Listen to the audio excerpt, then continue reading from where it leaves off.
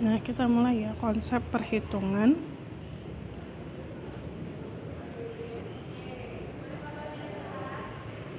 Perhitungan perpangkatan.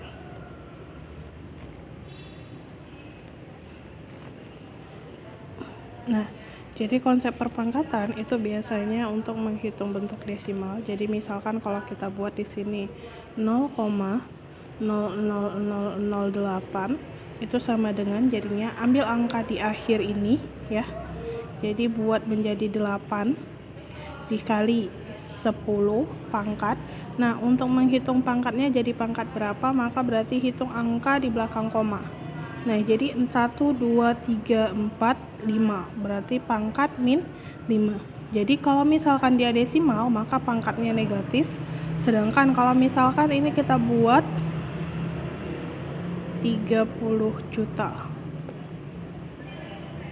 Nah, ini maka menjadi pangkat 3 kali 10 pangkat 1, 2, 3, 4, 5, 6, 7.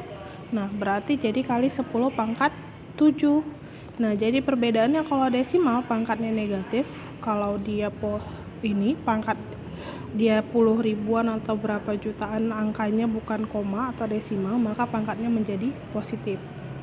Nah, jadi contoh lain misalkan perpangkatan itu adalah 0,0000056. Kita ingin mengubah menjadi 5,6. Berarti kan di sini ya.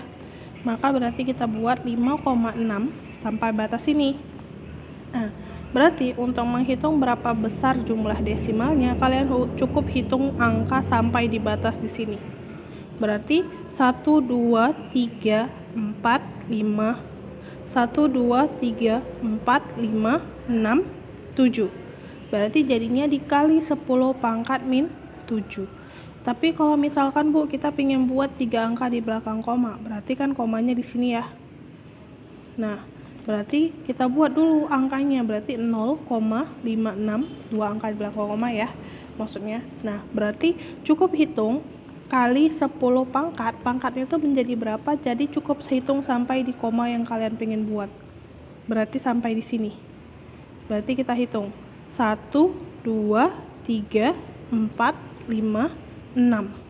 Berarti menjadi 10 pangkat min 6. Nah, itu dia konsep perhitungan atau pembuatan pembilangan dalam bentuk perpangkatan. Nah, terus konsep perhitungannya gimana?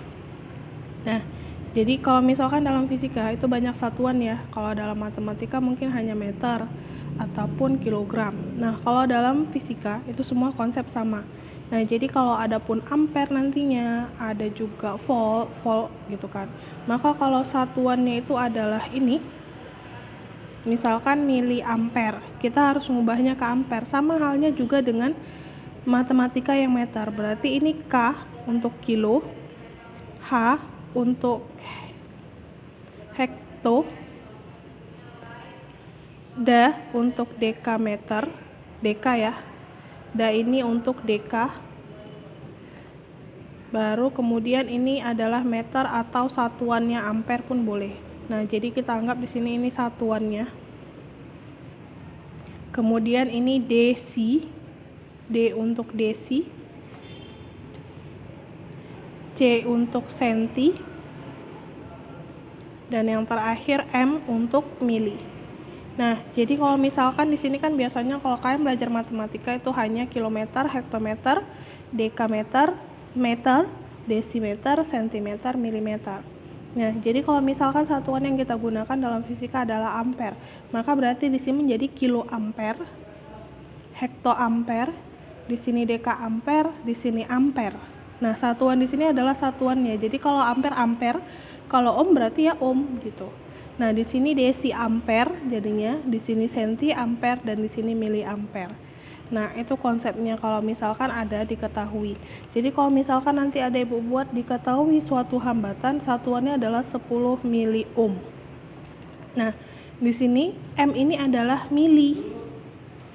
Maka ubah ke ohm itu sama dengan seperti milimeter ataupun diubah ke meter, atau sama dengan mili ohm diubah ke ohm. Itu konsepnya. Nah, Kemudian ada juga konsep satuan di mana lambangnya seperti ini, itu dibaca adalah mikro. Nah, mikro ini adalah besarnya 10 pangkat min 6. Nah, mungkin nanti kalian bisa coba cari bahan tentang masalah satuan ataupun bentuk dari seperti ini. Nanti Ibu akan kirim ya. Jadi nanti ada PK, ada Armstrong, dan yang lainnya. Nah, kemudian kita akan masuk pembahasan kita hari ini pengulangan, yaitu tentang hambatan jenis.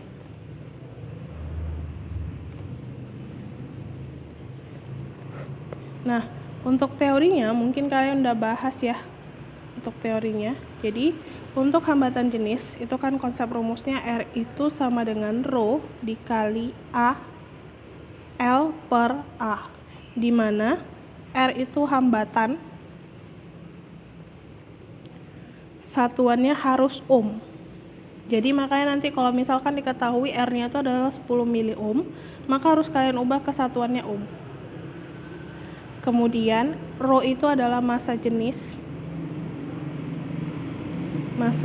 hambatan ya. Satuannya itu adalah ohm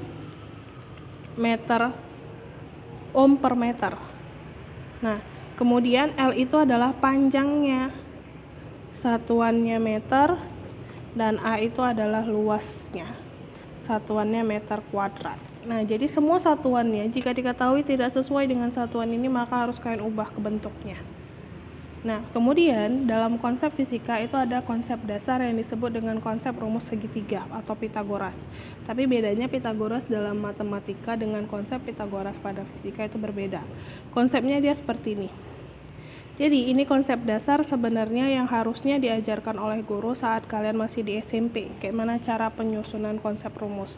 Jadi dalam fisika, kalian bukan hanya dituntut untuk bisa teliti dalam perhitungan, kalian juga harus dituntut untuk bisa memahami konsep penurunan rumus. Nah, jadi konsepnya seperti ini, Ibu ajarin. Nah, jadi jika diketahui R, nah R ini kan posisinya di sini ya.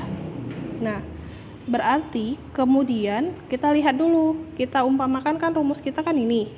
Maka kalau kita jabari konsepnya seperti ini kan masih sama ya. Nah, ini dia. Jadi artinya kita lihat konsep yang di sininya dulu. Jadi katanya kamar untuk rho dan L dengan A itu adalah dia posisinya atas bawah. Jadi kita anggap misalkan rho dikali L ini di lantai atas, A ini di lantai bawah. Maka kita buat misalkan A ini adalah di sini. Nah, kemudian rho dan L mempunyai kamar yang sama di lantai atas. Misalkan kita anggap kita bagi di sini kamar di atas, berarti di sini ada rho, di sini ada kamar si L. Kemudian kamar hambatannya mana R-nya? Maka kamar R-nya adalah di sini. Nah, jadi konsepnya itu adalah seperti ini. Jadi kalian letakkan dalam bentuk konsepnya dianggap sebuah kamar. Nah, jadi kalau misalkan kita tadi ulang ya, jadi karena A posisinya lantai di bawah kamarnya, maka kalian bebas, sebenarnya boleh di sini kamar si A. Nggak ada masalah. Yang penting dia posisi kamarnya berada di bawah. Kemudian kamar rho dan L itu berada di atas.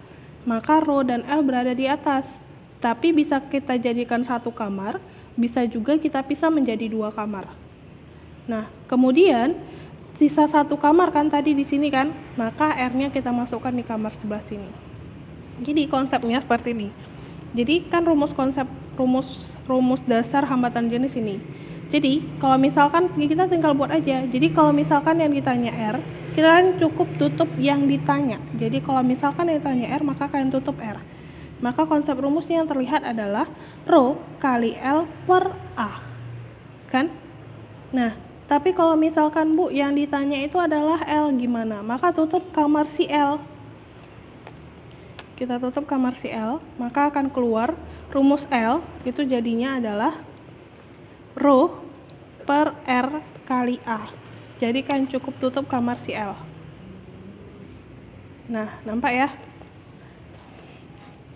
Jadi kalau misalkan Ibu tutup kamar si L, nah maka nampak ya, rho per R kali A. Lalu Bu, kalau yang misalkan ditanya A, maka tutup kamar si A. Berarti rumus A sama dengan rho kali R per, berarti A sama dengan rho kali L per R. Nah, itu konsep dasar untuk menghitung penurunan rumus. Nah, mungkin itu materi kita ya, pengulangan hari ini.